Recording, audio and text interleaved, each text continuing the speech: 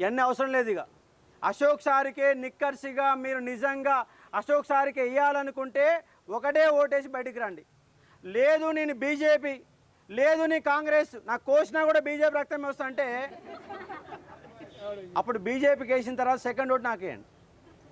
అంటే మీరు నిజంగా అలాంటి భావజాలం ఉంటే, అలాంటి భావజాలం ఎవరికి లేదు, ఉందా ఇప్పుడు ఇవాళ? ఎవరికి లేదు. కాబట్టి నాకు మాత్రమే ప్రాధాన్యత ఒకటి మాత్రమే వేయాలని కోరుతా ఉన్నాను. కాబట్టి మీరు కష్టపడండి. ఈ నెల రోజుల పాటు, 2 నెలల పాటు, 3 నెలల పాటు కష్టపడండి. రేపు జూన్ తర్వాత మీలో ప్రతిరోజు ఒక అర్ధగంట సేపు మోటివేషన్ క్లాస్ తీసుకుంటా. ఎందుకంటే మనిషికి ఫస్ట్ ఏం కావాలంటే మైండ్ పవర్ కావాలా, మైండ్ పవర్ కావాలా. ఇంకోటి ఏంటంటే మిమ్మల్ని అందరు ఇబ్బంది పెట్టేవాళ్ళు మీ ఇంటి పక్క వాళ్ళే, మీ ఇంట్లో వాళ్ళే, మీ అమ్మ నాన్ననే. ఏమంటారు అంటే ఇప్పటికి 4 ఏళ్ళు చదువుతున్నాయి, ఇంకేం చదువుతామో ఇంట్లో కూర్చోబడి కూర్చోమంటారు.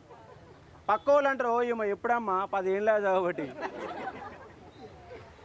10 ఏళ్ళు అయితే ఎప్పుడు చూసినా పుస్తకాలే. ఆ పిల్లలను పట్టించుకోదు, ఆ భర్తను పట్టించుకోదు, ఆమె లోకం ఆమెదే. కానీ చివరికి ఆమె ఏం సాధిస్తుంది అంటే గ్రూప్ 2 ఆఫీసర్ అవుతుంది. అప్పుడు అంటారు నేను అయ్యాలనే అనుకున్నా. అసలు ఎంత చదివేది, అసలు ఇల్లుని మొత్తం వదిలిపెట్టి చదువు మీదే కూర్చునేది. వస్తే రాకపోతే ఇట్లుంటుంది, వస్తే అట్లుంటుంది. మనోడేవాడన్నా మన చుట్టాలోడు పెద్దోడైననుకో అటు దూరం చుట్టమైనా మావోడే అసలు మా పాలోడే అని చెప్తారు, మనోళ్ళే అని చెప్తారు. అంటే మనం ఎదుగుతుంటే మన దగ్గరికి వస్తారు, మన కింద ఉంటే దూరం ఉంటారు.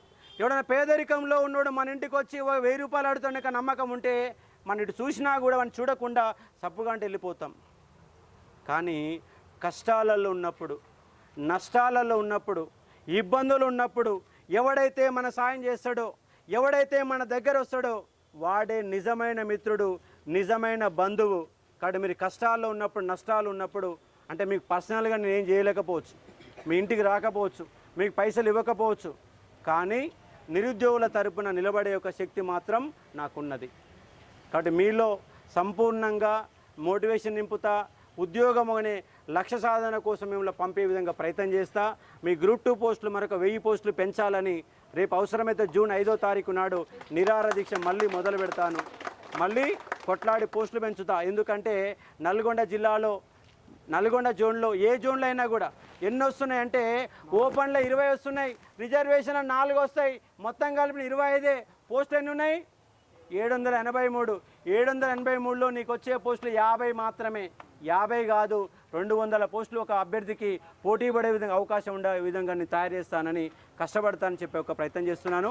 ఈ లైబ్రరీలో ఉన్న వాళ్ళు, నా క్లాసులు బాగా విన్నవాళ్ళు, నేను నచ్చిన వాళ్ళు ఎవరైనా 2 నిమిషాలు మహిళా మనులు మాట్లాడాలి. 11 ఈ 3 ఉమ్మడి జిల్లాలలో 11 జిల్లాలు ఉన్నాయి, 200 మండలాలు ఉన్నాయి, 34 నియోజకవర్గాలు ఉన్నాయి, 4,61,000 ఓట్లు ఉన్నాయి.